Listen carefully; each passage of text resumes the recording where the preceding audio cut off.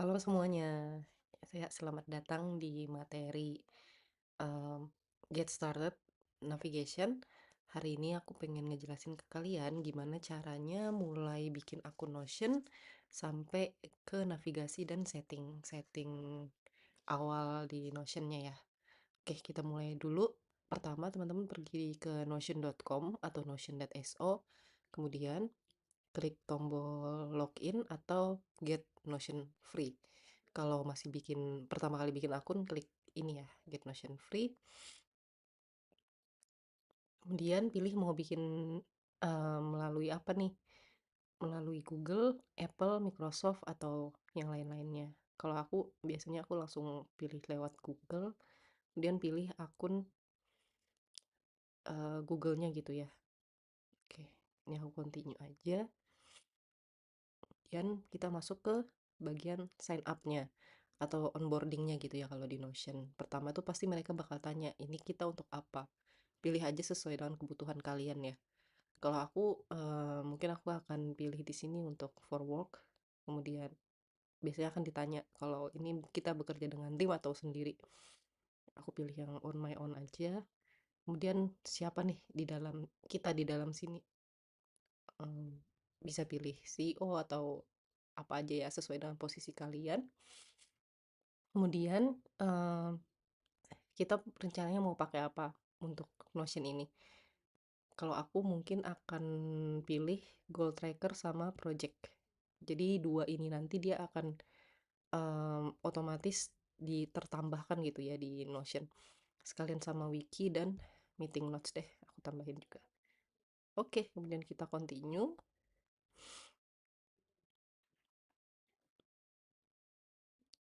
Nah, di sini kita akan ditanya nih, apakah kita mau yang berbayar atau enggak gitu.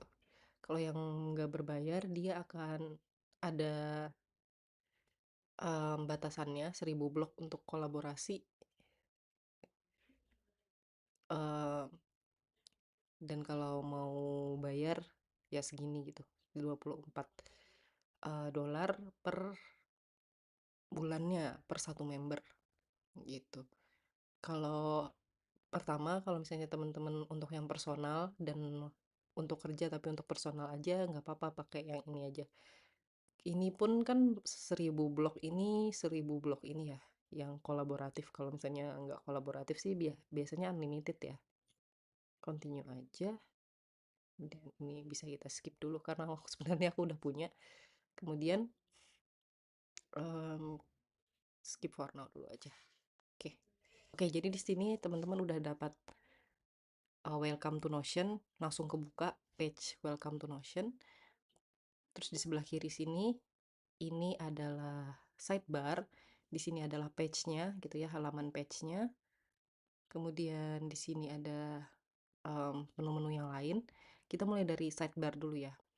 Oke, mulai dari sidebar, aku geser dulu. Nah, di sidebar ini kalau misalnya teman-teman klik paling atas, di sini ada account, terus ada setting dan invite member, terus di bawahnya ada kumpulan workspace. Kalau misalnya mau nambah workspace bisa di sini atau mau nambah akun baru di sini.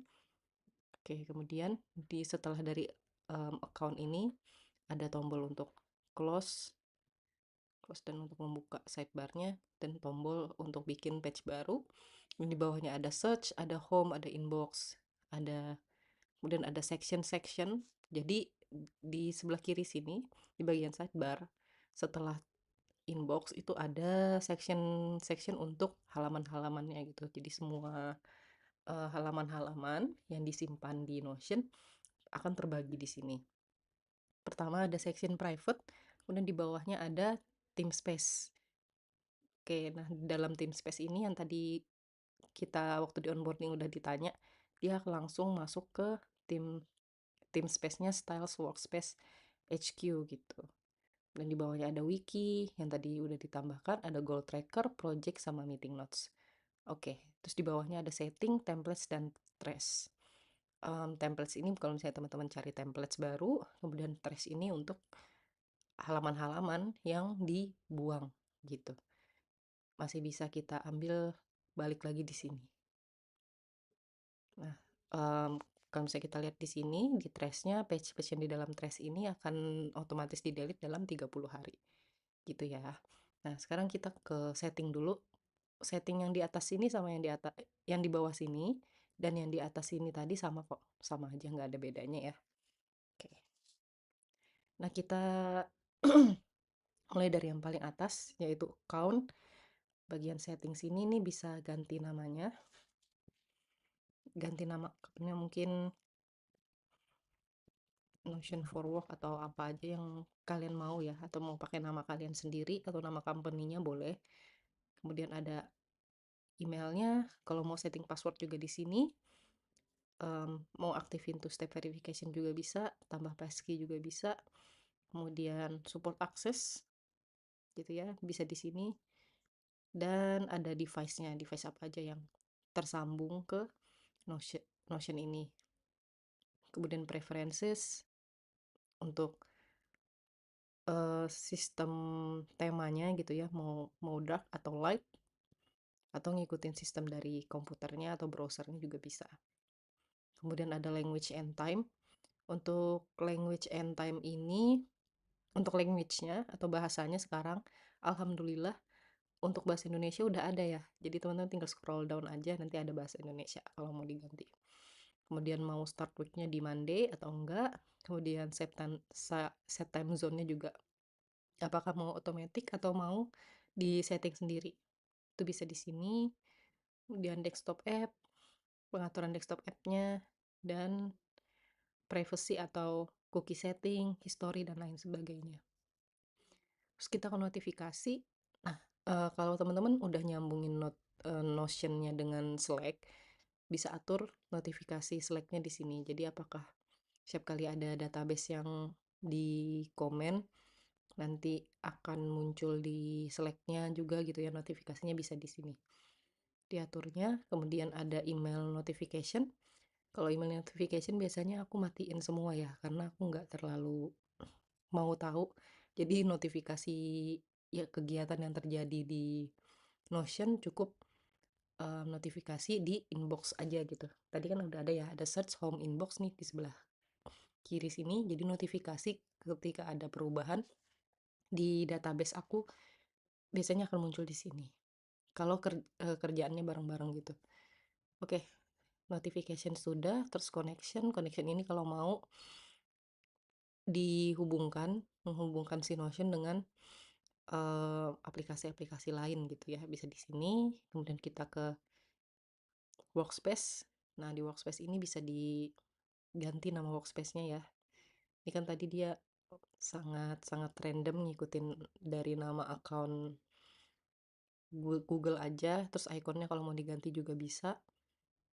Oke, terus habis itu ada referral juga, mungkin ada domain access. Jadi ketika ada, misalnya kalian pakai email company, kalau misalnya email company-nya udah disetting di sini, biasanya dia akan bisa allow buat automatically join ke workspace kita gitu. Terus ada konten workspace. Kalau misalnya mau diekspor gitu ya, bisa di sini. Kemudian ada analytics. Oke, terus ada people profilnya. Oke, terus ada danger zone, ini jangan sampai dihapus, dan juga workspace ID. Ini nanti biasanya kalian bakal perlu nih workspace ID kalau kalian mau daftar sebagai Notion creator di Notion Marketplace. Terus kita ke people ini tempat ngatur tamu dan juga member dari Notion workspace-nya kita. Jadi kalau misalnya teman-teman mau share page-nya gitu ya, kalau untuk yang free kalau nggak salah masih di 10 orang. Kalau misalnya yang berbayar, untuk yang plus version di 100 orang gitu limitnya.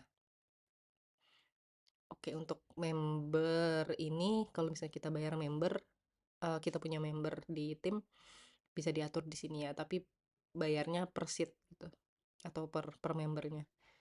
Terus ada grup juga, jadi misalnya teman-teman punya beberapa departemen, kalau misalnya udah dijadiin member di Notion-nya kita, itu bisa di setting-setting di grup ini. Jadi ketika ada orang baru masuk, misalnya udah dibagi ya, ada departemen HR, marketing, produk. Nah, kemudian kalau misalnya ada yang masuk ke grupnya produk, dia bisa masuk ke tim space yang ada di share di tim produk gitu. Terus kita ke tim space. Di tim space ini ya kalian bisa tambahin kalau misalnya ada departemen-departemen bisa di share, bisa di divide jadi tim space gitu per tim space-nya. Kemudian aksesnya juga bisa diganti. Misal ya kita tambah ini untuk marketing misalnya. Nah, ini permissionnya itu bisa kita ganti apakah dia open, jadi semua orang yang join di Notion workspace-nya kita bisa lihat dan bisa join si departemen ini, atau close, jadi nggak semua orang bisa lihat gitu. Oke, misal gini ya, jadi nanti kalau kita undang orangnya gitu buat gabung di sini, misalnya Eka,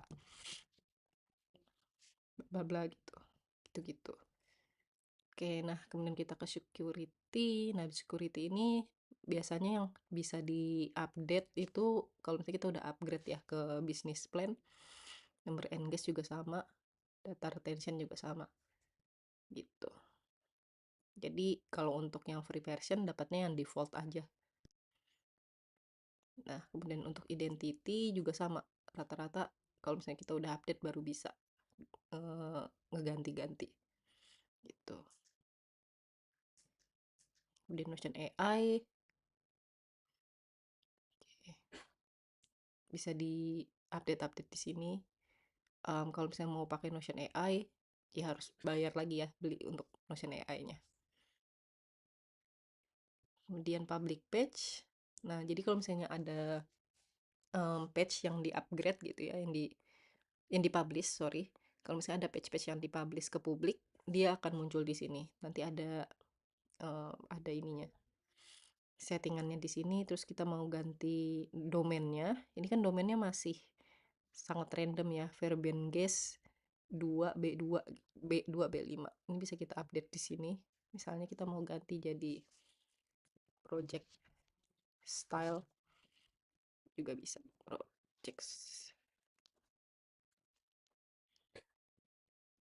Project style .notion.site. Save change. Oke, successful. Oke. Jadi sekarang page-page yang nanti kita publish dia akan punya domain project projectstyle.notion.site gitu.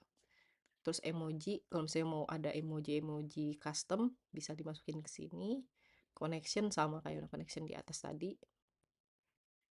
Oke, kemudian ada import. Jadi kalau misalnya ada data-data yang misalnya dari PDF atau dari CSV kita mau masukin ke Notion, bisa lewat sini, bisa langsung diimport aja, atau mau migrate dari aplikasi-aplikasi yang lain bisa langsung dipakai di sini, dimasukin ke sini aja gitu. Nah, untuk setting udah ya sampai situ aja. Kemudian kita masuk ke konten utamanya. Ini aku tutup dulu sidebarnya. Kemudian di bagian kiri atas ini ada yang namanya breadcrumb. Oke, breadcrumb itu semacam kayak letaknya gitulah. Jadi sekarang kita ada di halaman Teamspace Home. Teamspace Home ini dia ada di dalam marketing, dalam Teamspace marketing gitu. Oke, nah kalau misalnya kita turun ke bawah, ini ada judul dari page-nya, kemudian di sini ada ikonnya, ini bisa kita ganti-ganti, dan ada kontennya. Untuk pembahasan konten itu ada di pembahasan di video selanjutnya. Kemudian kita lanjut lagi ke bagian atas ini ada editednya sampai udah berapa lama gitu ya terakhir kali diedit. Kemudian ada tombol share. Misalnya kita klik di sini kita bisa share dengan orang lain, apakah sebagai guest atau sebagai member gitu ya. Nah, di sini kita bisa masukkan emailnya mereka, kemudian juga aksesnya bisa kita ganti, apakah full akses atau cuman bisa komen atau cuman bisa view doang gitu. terus kita invite, nanti dia akan masuk sebagai member, sebagai guest. Tapi kalau mau di-upgrade sebagai member, bisa langsung klik di sini. Kalau misalnya enggak, bisa kita skip aja. Oke. Kemudian selain share dengan mengajak guest tadi, bisa juga kita publish. Jadi kalau publish ini ketika bisa jadi kayak landing page gitu.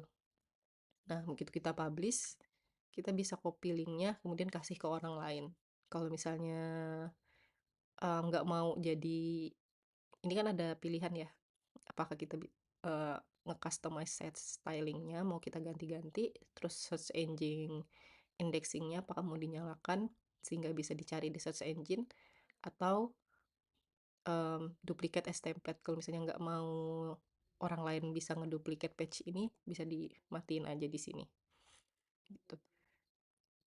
Oke. Kalau setahu aku kalau ini harus berbayar ya kalau header tuh. Cuman duplicate as template-nya aja yang bisa di ini. Jadi kalau mau customize cuman di bagian di halaman ini aja kalau yang untuk yang free versionnya.